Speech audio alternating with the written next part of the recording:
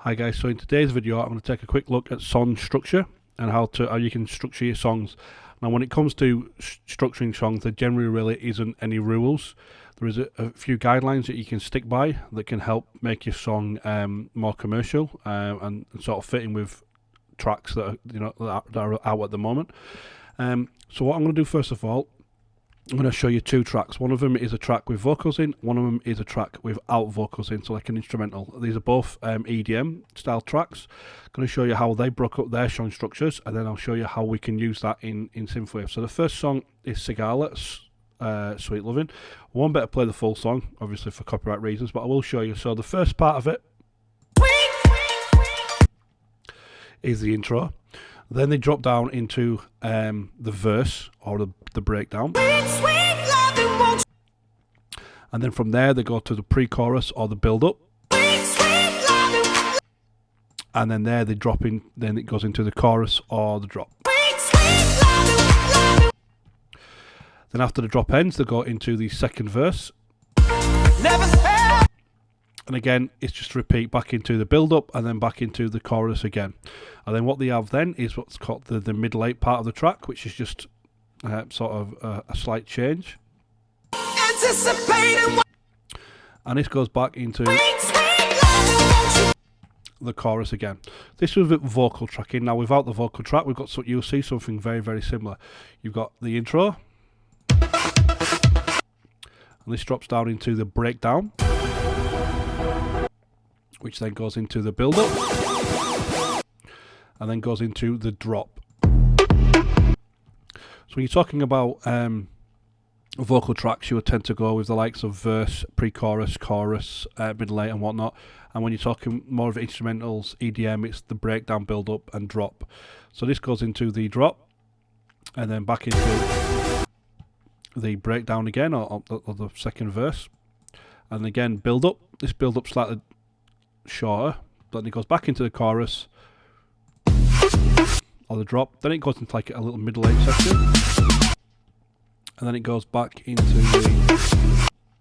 the drop. So what I'll do now is I'll load up a Synthwave track and I'll show you how we can apply these into Synthwave. So yesterday's video I showed you a little bit about chords and how to write chords. The third example I've made into a quick track, and I'm going to show you how we apply this sort of same structure to Synthwave. So what I've got again, we've got the breakdown, the build-up, the chorus or the drop, then it goes back into the verse breakdown, back into another build-up, back into the drop, and then the middle eight section, and then back into the chorus again at the end of it.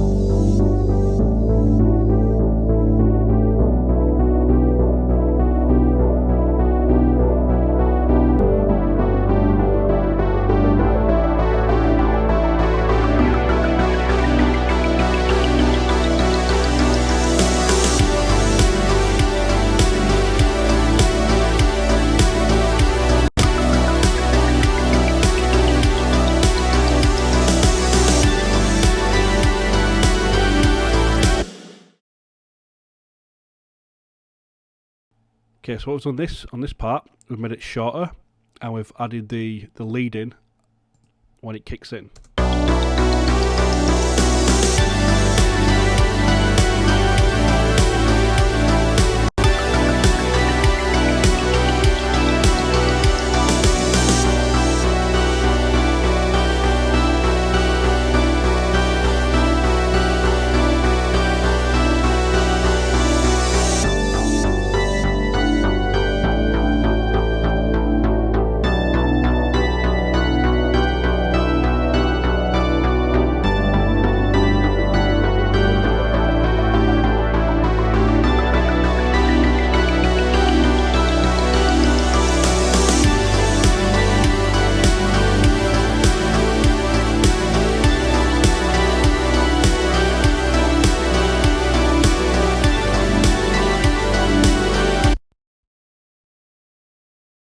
So as I said there, when it comes to the structuring tracks, there isn't any, set rules and guidelines that you have to abide by in order to, to make a track. You can really do what you want. For example, the likes of the Final Countdown by Europe, they start with a chorus, they go into their chorus, the instrumental part, and then they drop down into the verse.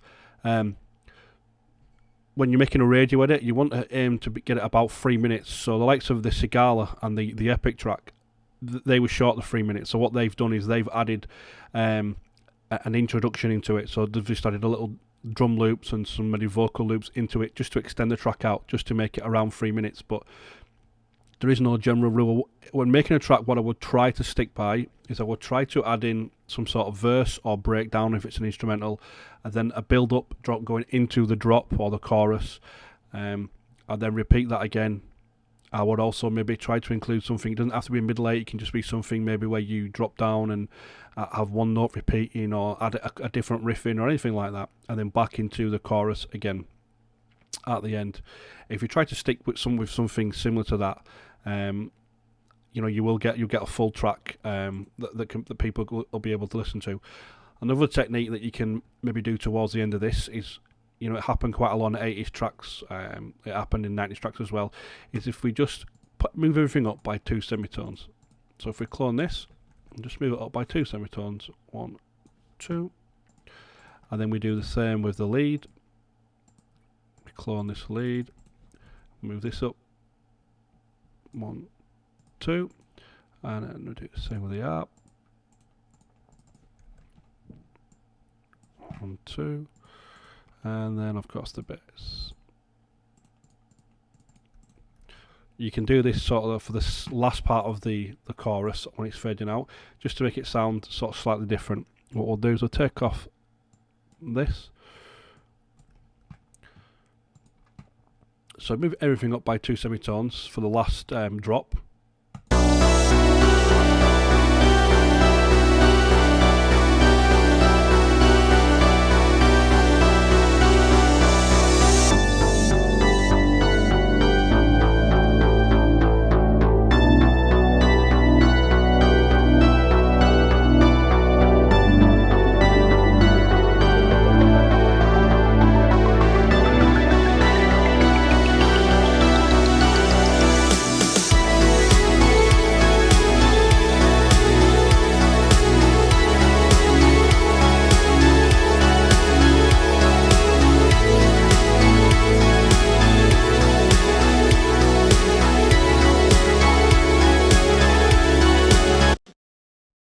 Again, doing something like that just adds a little bit more dimension to your track. Again, this is very, very basic. Obviously, this part here, you'll probably add like some big drum build-up, maybe some effects, just to make it really, really clear that you moved into a different part of the song. But that's one thing you can help, just to add a bit of difference into to the track. So that's about it for structure, really. Like as I said, there is no set rules on how to structure your track, but I would always try to incorporate something similar to this into it. Even if you want to start with the chorus, go into the verse and then back into the chorus. Even if you want to, maybe not even have a middle eight part in it, you can certainly check that out. If your verses are long enough and your build-up's long enough, then you might find that your track might be already 3 or 4 minutes long without adding this part in, and without even adding the second chorus on. Or even if you wanted just to do something like that, take the middle eighth out completely and then just go straight into something like that. You could do that.